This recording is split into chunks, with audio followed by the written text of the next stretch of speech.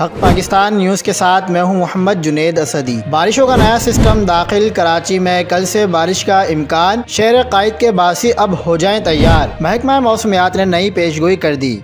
تازہ ترین ویڈیوز کے لیے چینل کو سبسکرائب کر کے بیل آئیکن اور آل نوٹیفیکیشن پر کلک کریں۔